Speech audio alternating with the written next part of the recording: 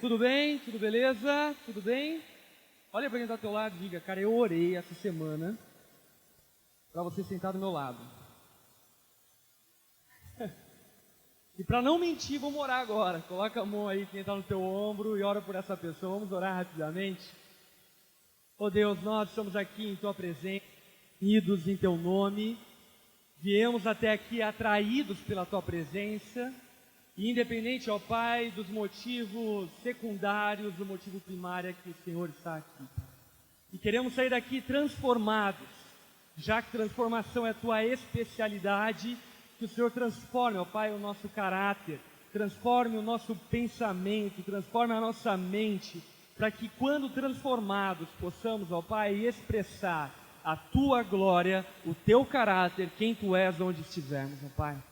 Nessa noite, dá-nos, ó Pai, dom da revelação da Tua Palavra, dom de discernimento dela, para que possamos entender os mistérios espirituais que foram ocultos aos arrogantes, orgulhosos desse mundo, mas disponibilizados para todos aqueles que humildemente se colocam na Tua presença. Fale conosco, Pai. Nós pedimos, Senhor, isso a Ti, no nome de Jesus. Amém. Amém? Semana passada nós começamos o tema novo, Messinho. Esse tema nós vamos falar sobre alguns ditados muito conhecidos por você e que sem perceber dita o seu comportamento. E você vai perceber que alguns desses ditados são ditados terrivelmente desastrosos, terrivelmente ruins, péssimos para a nossa vida, e outros são bons. Nós precisamos olhar para esses ditados e refletir à luz da Bíblia o que convém, o que não convém.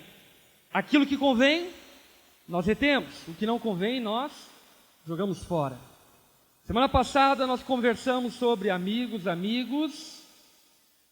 Negócios vêm depois dos amigos. Amigos são mais importantes do que negócios. Quantos se lembram disso?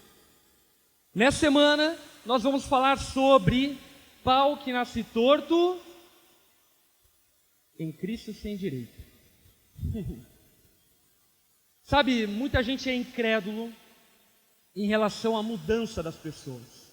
Eu não sei se você é esse tipo de pessoa, acerca de si mesmo, ou até mesmo do teu filho, do teu marido, da tua esposa. Você olha e fala, essa peste nunca vai mudar.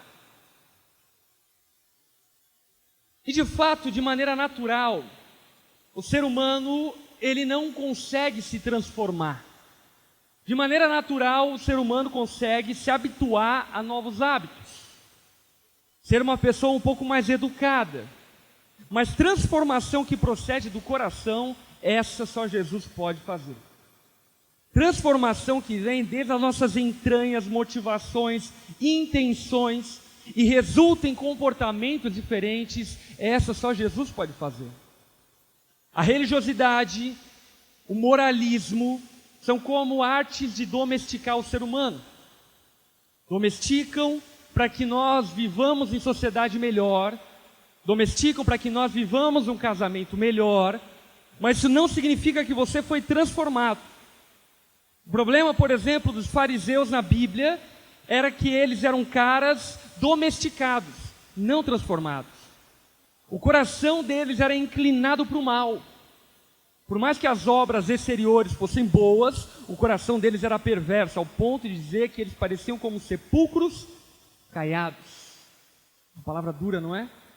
Bonitinho por fora, mas podre por dentro.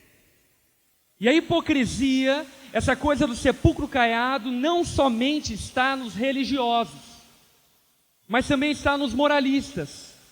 Tanto os moralistas conservadores quanto os moralistas liberais, que de alguma maneira usam da sua imagem para tentar cultivar um senso de, olha, eu sou um cara bom, eu não sou homofóbico, olha, eu sou um cara bom, eu pago minhas contas, olha, eu sou um cara bom, eu faço isso, eu faço aquilo. Mas lá no coração desse cara existe uma perversidade, e existe uma morte, existe um cheiro de podridão, que somente ele conhece e quem está perto dele conhece. Agora eu gosto de pensar que o primeiro milagre de Jesus foi em um casamento. Sabia disso? O primeiro milagre de Jesus foi um casamento. Isso significa que talvez o primeiro milagre de Jesus na tua vida vai ser no teu casamento. Amém, toma posse disso. Mas não somente significa isso. O casamento tem todo o simbolismo de uma aliança. E aquele milagre, naquele casamento em Caná da Galileia, ele simboliza muita coisa. E uma delas que fica muito simbolizado é que nessa nova aliança que nós temos em Cristo Jesus, Ele transforma água em vinho. E isso é um milagre. Transformar água em tanque, de boa. Transformar água em vinho, só Deus é capaz de fazer. E esse milagre ele é muito interessante porque era uma festa de casamento e aqueles caras naqueles dias sabiam fazer festa de casamento.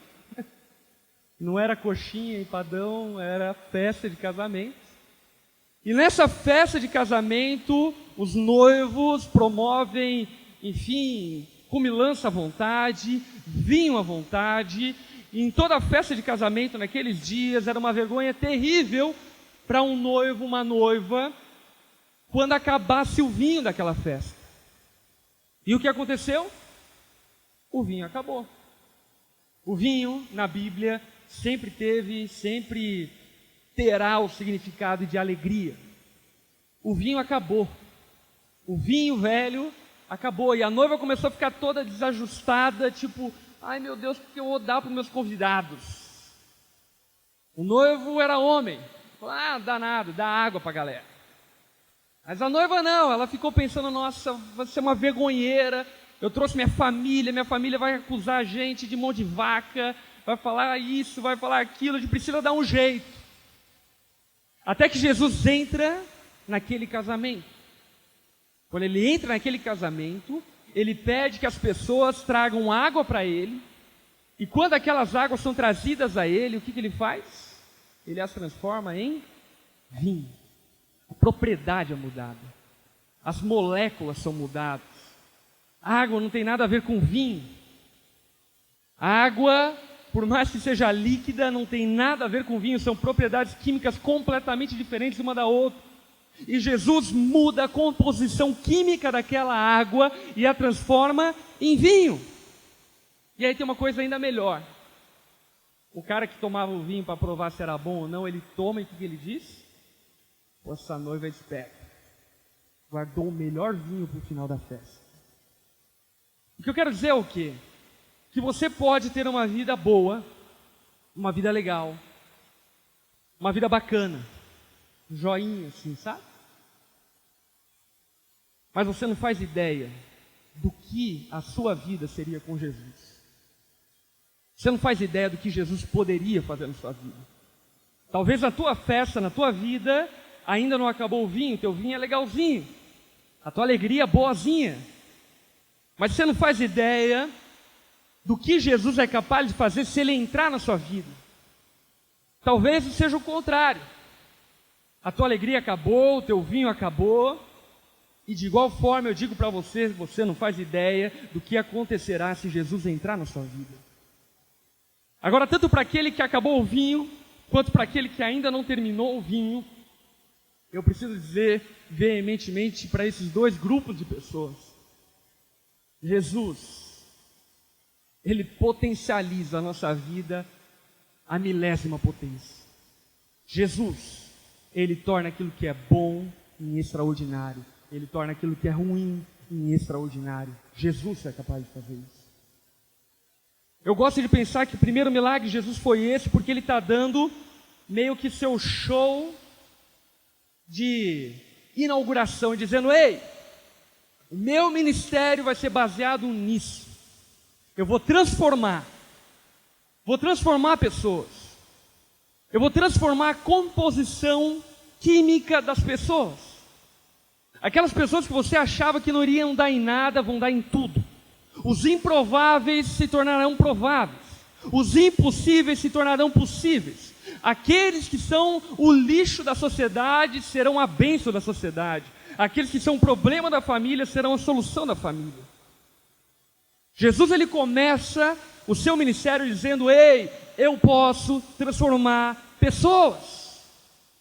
A educação não pode, a política não pode, filosofias não podem, ideologias não podem. Jesus pode transformar. Jesus pode transformar o homem desde o seu interior até o seu exterior. Você conhece algum amigo que foi transformado da água para o vinho? Levanta a mão. Eu conheço vários. Que eu olho para o cara e falo, nossa, velho, te imaginaria tudo, menos crente. Te imaginava, enfim, na tribuna do povo, te imaginava no Cidade Alerta, te imaginava em qualquer coisa, menos um cara como você tem se tornado e sido. E isso é interessante porque quem não crê em Jesus olha para isso e diz o quê? Na igreja fazem lavagem cerebral. Quem já ouviu isso? Mas é óbvio, não conseguem explicar. Por exemplo, quem andava comigo anteriormente conhece eu hoje. A única forma de eles tentarem definir o que eu vivo é o que? Ele sofreu uma lavagem cerebral, ou ele está fazendo uma lavagem cerebral para comprar ilhas lá em Caimã, enfim, no Caribe ou algo do tipo. Porque não conseguem explicar aquilo que é um milagre. E eu não julgo, eu não culpo essas pessoas, porque de fato, conforme aquilo que a Bíblia mesmo diz, elas, como eu anteriormente, eram ignorantes acerca dos assuntos espirituais. Paulo disse de maneira muito clara, o evangelho para aquele que não crê é loucura, é insano, mas para aquele que crê é sabedoria de Deus. Você já encontrou a sabedoria de Deus? É impactante perceber o quão de fato a Bíblia ela é verdadeira, e aquilo que ela promete, ela cumpre. E de fato, Deus pode transformar um homem, Deus pode transformar uma história. Eu estou aqui, uma prova viva para dizer para você, Deus pode transformar a sua história da água para o vinho. Contando um breve testemunho meu, sou filho de pastor, cresci dentro de um lar cristão, ouvindo hino do cantor cristão, indo para a igreja, cantando harpa cristã, indo para a escola dominical, ouvindo historinhas de Davi e Golias, Moisés. Eu cresci dentro desse ambiente. Cresci dentro desse ambiente de cultos, de retiros, e vida com Deus, e assim por diante, mas eu nunca tinha conhecido a Deus. A minha prática enquanto criança era uma prática moral. Era uma prática externa, não interna. Na minha adolescência ficou muito comprovado isso, porque eu só botei para fora aquilo que por dentro eu era. Na minha adolescência eu me perdi moralmente completamente. Me depravei em todos os aspectos e sentidos. Fiz muita coisa errada. Aos 17 anos de idade, Jesus entrou na minha vida de uma maneira avassaladora. Naquela idade eu já estava beirando o ateísmo, só não era ateu porque tinha preguiça de ler. Mas um dia, eu estava com uma ex-namorada minha, e naquele dia, aquela minha ex-namorada, de repente caiu possessa, endemoniada. E eu, ateu, tipo que não cria mais em coisas espirituais, olhei para ela falando grosso, e eu falei, mina, eu não fiquei contigo. E ela falando grosso, oi, e a gente dando um armlock nela, tentando segurar, e ela dava um pau em todo mundo. E eu olhei para aquilo e falei, caraca, velho, não é que é verdade essa parada, mano? Eu liguei pro meu pai e falei, pai, SOS, vem aqui buscar, porque tem uma mina muito louca aqui, que eu acho que virou outra coisa aqui. Meu pai foi, levou eu até a minha casa, e quando chegou lá na minha casa, começou a orar por ela, e começou o processo de libertação na vida dela. Naquele dia eu fui tomado pela presença de Deus de uma maneira avassaladora. Estou resumindo porque eu não quero dar ênfase nisso, quero dar ênfase em outra coisa. Jesus me arrebatou naquele dia. Eu fui tomado pela presença de Deus de maneira assustadora. Eu me achava uma pessoa boa, mas de repente comecei a perceber o quão pecador eu era. Quantos aqui já passaram por isso? Eu falei assim, não, eu sou de boa, eu sou tranquilo, pago minhas contas. De repente você fala, eu sou o lixo da humanidade. Eu sou a escória do mundo. Foi o que aconteceu comigo. Sabe, naquele dia eu tive um retrato de quem eu era, que até então estava obscurecido ao meu entendimento. E a partir daquele momento, Jesus entrou na minha vida, cara, aos 17 anos. E sabe o que aconteceu? Deixa eu contar alguns milagres. Aos 17 anos, eu nunca tinha lido um livro. O livro que eu tinha lido até aquela altura do campeonato era o Almanac Turma da Mônica. Lá pelos meus 12 anos, eu fiz uma leitura bem rebuscada. Nunca tinha lido. Eu me converti naquele ano, de 17 anos, 17 para 18 anos, eu li 8 vezes a Bíblia. Eu li 8 vezes a Bíblia em um ano. Não sei se você sabe disso, mas significa que tinha dias que eu lia 10, 12 horas da Bíblia por dia. Eu consumia, eu comia a Bíblia. Naquele ano, eu me formei em automobilística. Eu não sei se você sabe, mas eu só passei direto na 4ª série. Porque minha mãe era amiga da diretora. Eu fui expulso de 4 escolas, em Joinville estudei em 12 escolas. Enfim, eu era um cara problemático. Aos 17 anos, eu terminei o namoro, rompi o namoro com a menina que era endemoniada lá. Naquela altura do campeonato, eu deixei o cigarro, era viciado em cigarro. Naquele ano, eu conheci a minha esposa. 2 anos depois, aos 19 anos, nós estávamos nos casando. Com 20 anos eu estava me formando em teologia. Com 21 anos eu estava começando sociologia. Com 20 anos eu estava tendo meu primeiro filho. Com 22, meu segundo filho. Com 18 eu estava começando a onda dura. Isso já fazem 10 anos. E sabe, quando eu olho para a minha vida e a mudança tão drástica que ela teve, a única explicação que eu tenho é: Jesus transformou água em vinho. É um milagre. Não tem como explicar. Sabe, eu não fui para nenhum terapeuta, eu não fiz absolutamente nada. Jesus transformou minha vida. E transformou aquilo que eu achava que era bom em algo muito melhor. Talvez você ache que a tua vida é boa, mas você não sabe aquilo que você pode viver com Jesus, com Cristo. Para falar a respeito disso, eu quero te convidar a abrir tua Bíblia lá em Efésios, no capítulo 4. Se você está com a Bíblia aí, abre lá. Efésios, capítulo 4.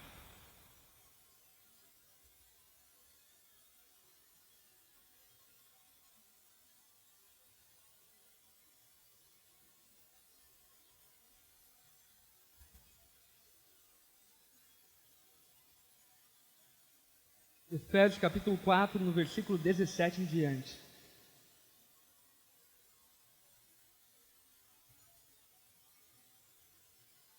O apóstolo Paulo começa a desenvolver um raciocínio aqui muito impactante, muito poderoso. Presta atenção no que ele diz. Assim eu lhes digo, e no Senhor insisto, que não vivam mais. Olha para quem está ao teu lado e diga: não viva mais. Sabe o que significa? Que significa que outrora, anteriormente, nós vivíamos. Mas agora o apóstolo Paulo está falando: ei, vocês não mais precisam viver, não vivam mais. Antigamente vocês viviam e tinham desculpa para viver de tal maneira, mas agora em Jesus vocês não precisam viver mais. De que maneira? Como os gentios, que vivem na inutilidade de seus pensamentos.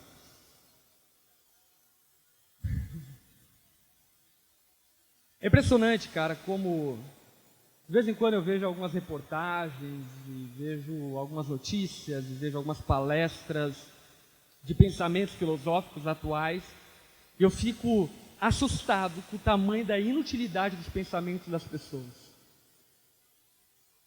Você está comigo nessa?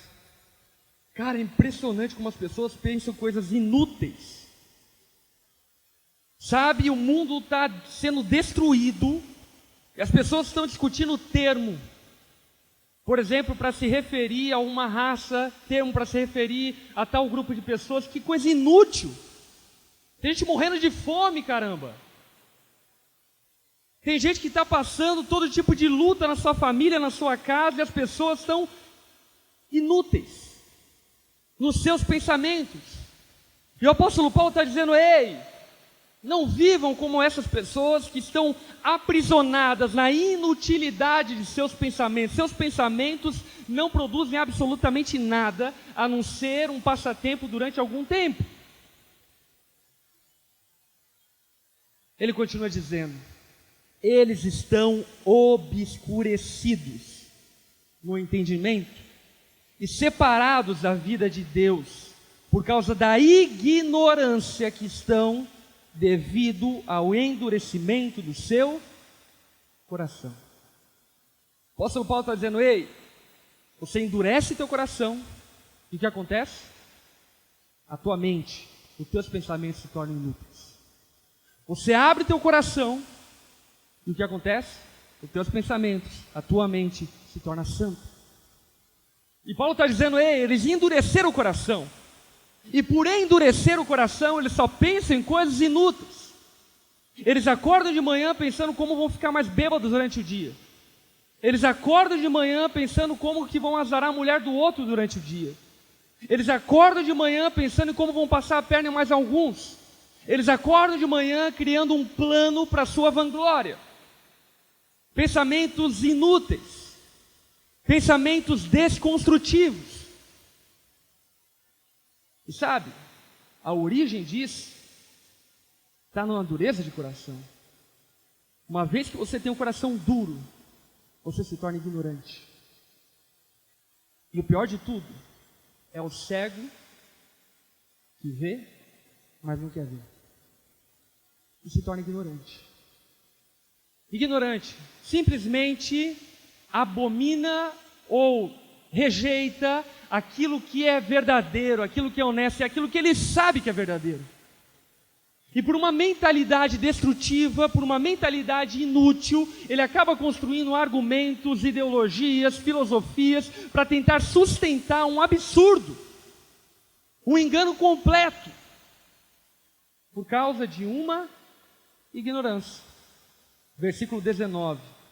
Tendo perdido toda a sensibilidade, eles se entregaram à depravação, cometendo com avidez toda espécie de impureza.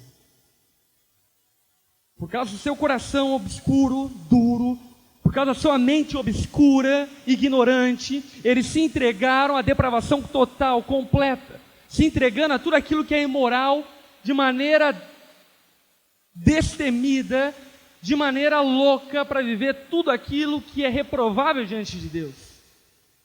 Perderam toda a sensibilidade.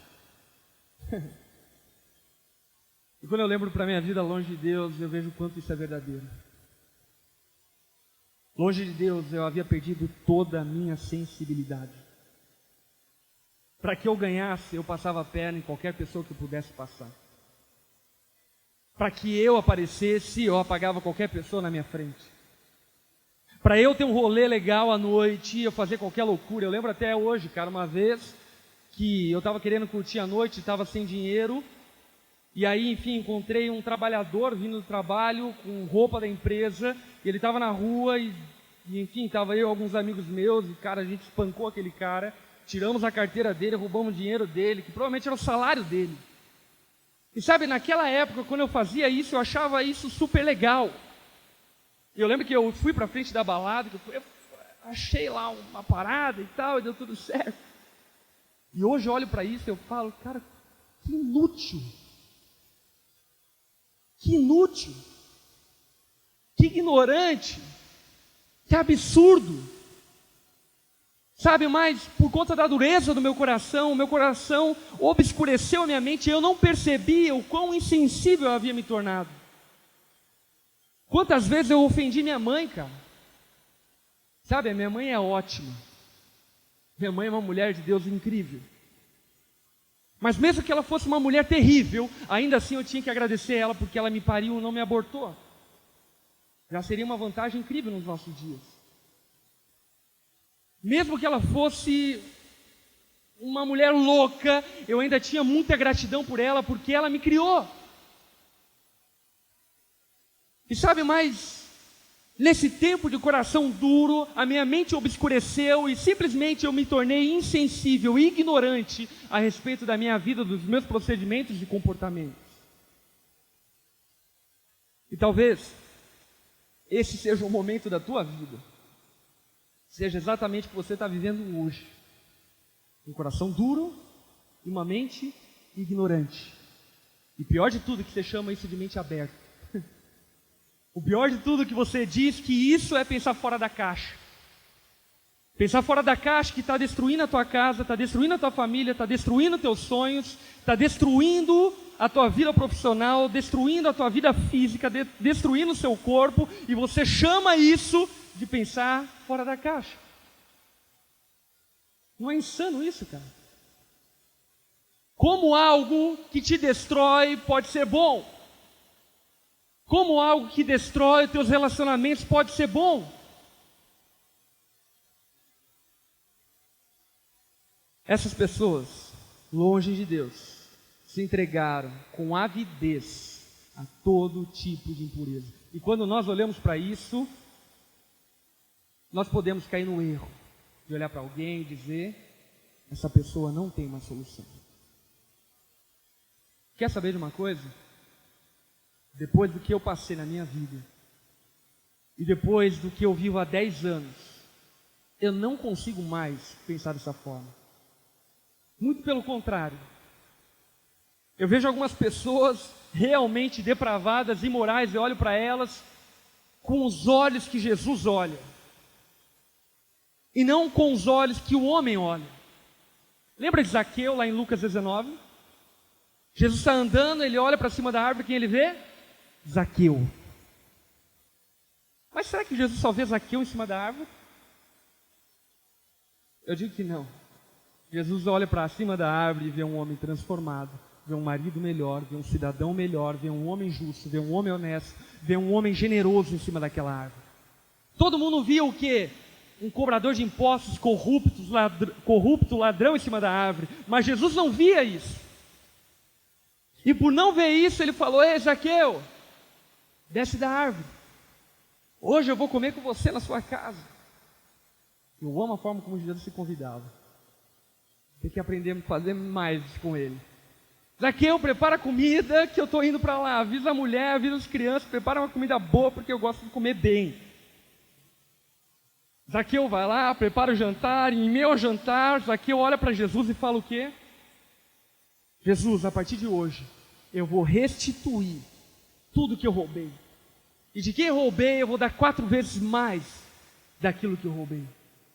Jesus olha para Zaqueu e falou: hoje houve salvação nessa casa.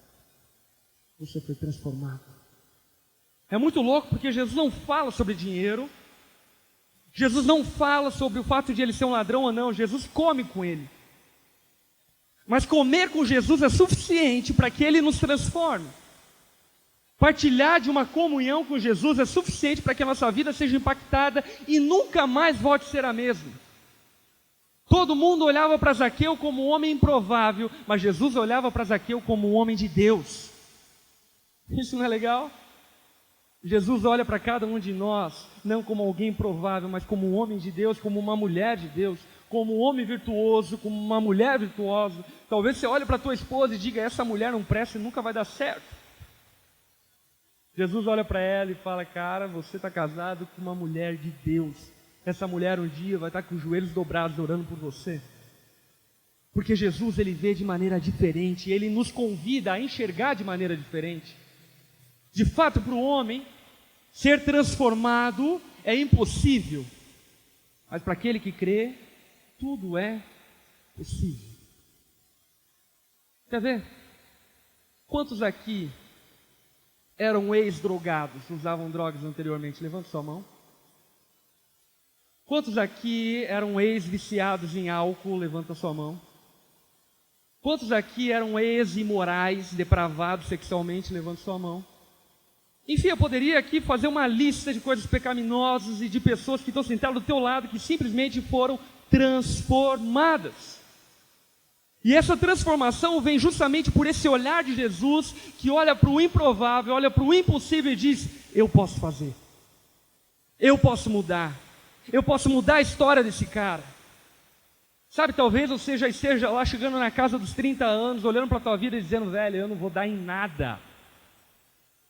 Zoei a minha vida inteira, fiz tudo que é errado, passei um rodo geral, azucrinei no meu trabalho, não estudei, eu não vou dar em nada. Eu quero dizer para você que se Jesus entrar na tua vida, você vai dar em tudo.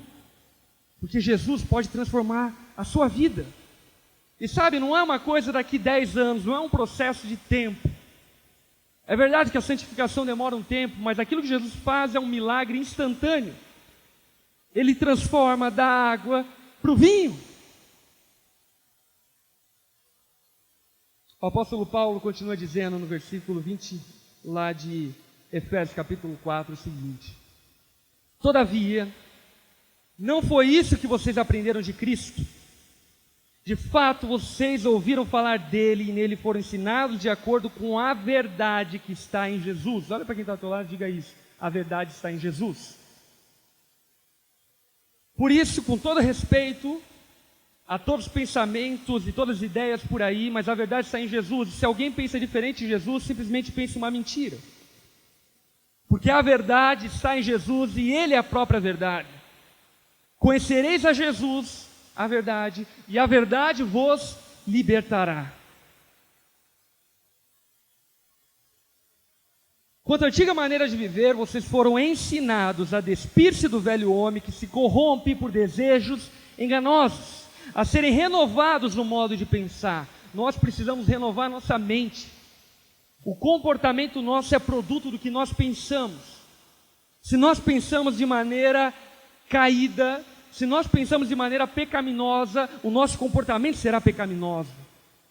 Portanto, a nossa mente precisa ser transformada. Por isso que o apóstolo Paulo diz em Romanos capítulo 2, meus irmãos, transformem-se pela renovação da vossa mente. Transforme a sua forma de pensar. Pense igual a Jesus. Muita gente chega para mim e fala: Lipão, eu sou casado e sou viciado em pornografia, o que eu faço? Normalmente esses caras pensam que eu vou dar uma dica tipo milagrosa. Pegue um gengibre, um hortelã e passou. E sabe o que eu digo para esses caras? Leiam a Bíblia tanto quanto você come, você vai ser transformado. Renove a tua mente. Substitua mentiras por verdades. Substitua enganos por luz. E você vai ser transformado.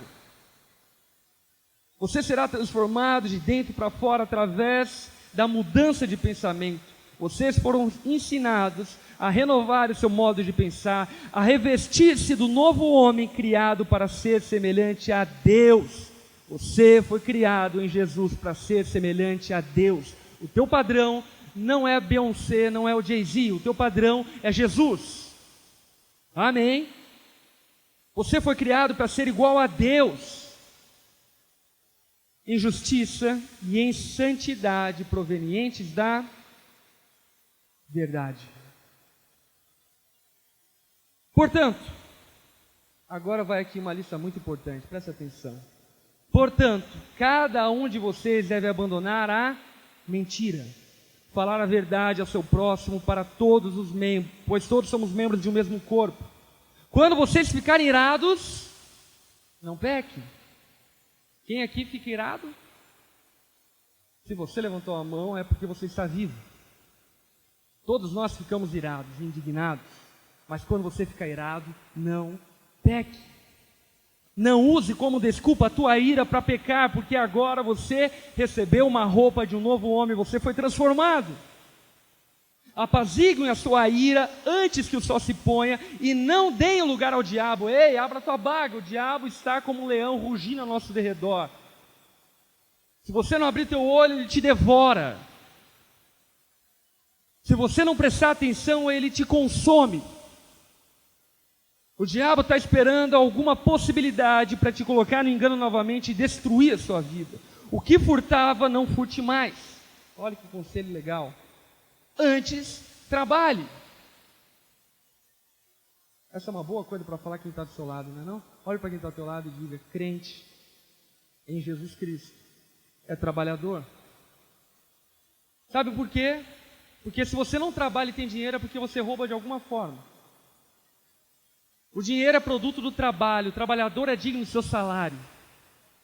Se você não trabalha e tem dinheiro, você está roubando de alguma forma, seja da pensão da tua mãe, da pensão do teu pai, seja sei lá do que, da onde, você está roubando de alguma forma, e isso é errado, isso é pecado.